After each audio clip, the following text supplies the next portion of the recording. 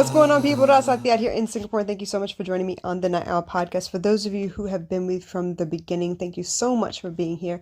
And for those of you just joining, I want to introduce you to the way my mind works. Okay, that sounds terrifying, right? The way my mind works, the inner thoughts, the way I see the world, the way I interact with the world, the way I glean information, just so you have another perspective to consider when you make your own decisions. So today I happened to come across a post from an account called Paths of Meaning. It's an account that I've promoted many, many times before. I like to promote posts that have a sentiment that, resonate with me, that I feel good about, that teaches me something or has me remember something that's really, really important to my own survival and my way of thriving in the world around me. So this one says, I see now that the circumstances of one's birth are irrelevant.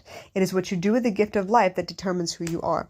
And I love that on so many levels, mostly because it means that all of us kind of start in the same place, which means we have the gift of life, right? We have the gift of communication somehow, whether it's through our voices, whether it's through sign language, writing, any of those things. We have the ability to communicate. And then we have the ability to think. So beyond that, whatever your skills or gifts may be, it really depends on what you use them for. And sometimes you don't even know what your gifts are until you start trying a lot of different things and feel that some things come easily to you and some things aren't that easy, but you like them and you feel good when you've conquered something. So you pursue them relentlessly until you master the craft itself. So whatever the case may be, we all kind of start out with a blank slate and the ability to make a difference, as in the ability to make some kind of an impression on the blank slate itself.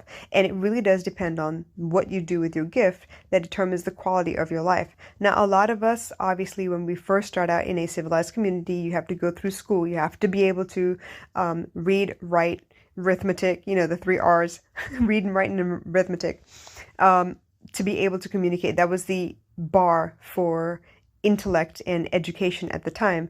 And now we're realizing that it's not so much what you can learn, it's more about what you can learn, realize that you have to relearn or unlearn so that you can evolve and become better and stronger and smarter than you were before. So these are the things that kind of guide us on our journey, right? But eventually you're going to discover that you have a knack for something that no one else does. Maybe you're really good at cooking. Maybe it's sewing. Maybe it's makeup. Maybe it's something as beautiful as making music or capturing life in such a way that you can get to tell a story for other people to be entertained by. Now, for me, entertainment is not always entertainment. Entertainment for me, for the most part, has been another form of education. I get to see how other people might have done something, how other people might have made choices in any given situation. So I love, love, love being entertained because I get to learn from that as well.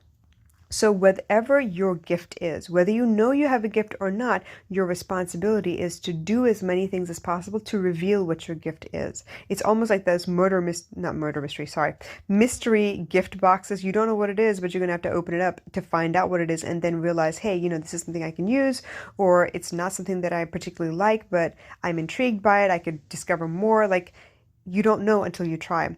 The same thing goes for career choices. I have a lot of people come to me and say, hey, you know what? I'm stuck. I don't like the work that I'm doing right now. I'm kind of miserable going to work every day, but I need the paycheck. So I'm going to do this because I think I'm good at it. I have the job. I'm able to do the work. I'm able to collect the paycheck at the end of the day, but I am kind of dragging my ass to work. I don't enjoy the people. I don't really like the work, but I'm able to do it. But how do you know what work you do enjoy? You have to eliminate some stuff first, right? You have to be like, I don't like this. And then that's going to be on the pile of things that I don't look for in the next job. But that also means you have the power of contrast. When you know what you don't like, you immediately know that, okay, if it's not this, then I might like it, right? You eliminate those things and you narrow down your choices. When you go in and work in retail, work in F&B, work in an office setting, work in a nursing setting, anything that gives you the opportunity to try both desk and standing around kind of work, interacting with people or not interacting with people, serving food or not serving food, taking care of people or not taking care of people, dealing with money or not dealing with money, creating things or, more simple menial labor, working with your hands or not. Like, you have to try all of those things to discover what it is that you really enjoy. Where do you find the most peace? What is the easiest thing for you to do? Not everyone is suited for every job, which is why there's so many different jobs, right? Otherwise, we'd all be doing the same thing pretty much. But in that regard, in the course of discovering what your ideal job is, you discover what your talents are as well. That's meant to be, in my opinion, what education is about. You have the basics that are taught to you, so you have no choice but to learn how to read, writing, and arithmetic or whatever. But after that, what you choose to do with your life should be based on your curious pursuits, right?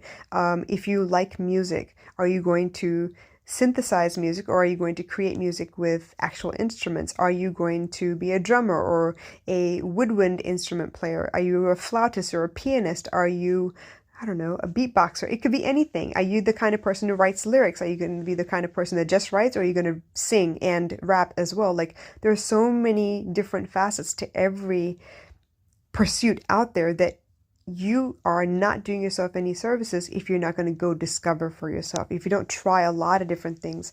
Now, a lot of us don't have that luxury while we're in school. We're not allowed to do all those fun things that we really, really want to do, the co-curricular, extracurricular activities that they offer during school, the CCAs or intercurricular, extracurricular,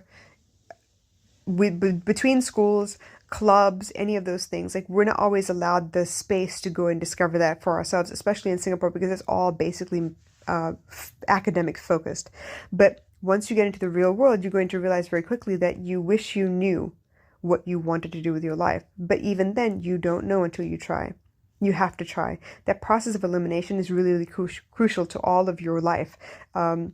Finding out what kinds of clothes suit you best, what kinds of clothes make you feel confident, and which kinds of clothes you don't feel comfortable in. Whether it comes to how you want to do your hair, how you want to do your makeup, how you want to groom your beard and facial hair. Maybe it's the way you choose shoes. It could be anything. But either way, there's always a trial and error period. You have to try a bunch of stuff in order to eliminate what you don't like. And that's the part of the process that a lot of us are trying to skip. But that's the crucial part. That's where you learn the most about yourself. And it's not the stuff that people tell you, okay, don't do this, don't do that, and it's going to go in one ear and out the other. These are the trial by fire kind of lessons that stay with you throughout life. You realize very quickly if you're the kind of person that can handle monkey bars or not. You realize very quickly if you're fast on the playground or if you're kind of slow. So when people play tag, you know where you need to be, right? As far away from someone pointing the finger at you as possible. Or if that's the case, right, you got to learn to be the fastest one out of the people that are on the group, so that you can catch one person quickly and no longer be it. So all of that is tons and tons of information you need to filter through. You have to put yourself out there in order to figure out if you like it or don't like it, or if you're suited for it or not. And if someone tells you you're not good at it, but you really, really want it, well, that tells you something more about yourself. This is where your curiosity lies. This is where you need to pursue more skills so you can become better at the craft that you've chosen, because your heart chose it. It's not something somebody told you had to go and do. Right? So those moments where you are stubborn about what you want to do, those places where you don't feel comfortable and you really would never be in that situation ever again, those examples of work that you don't really care for, or those examples of work where you will put up with it if it means that you get to do the things you really love to do. If you have to talk to people in order to get to the place where you get to run events, well, then so be it, right? There are some things that you will choose to do in order to get to the things that you really, really want. But all of that takes trial and error, y'all. So there's no skipping the trial and error. You hear me?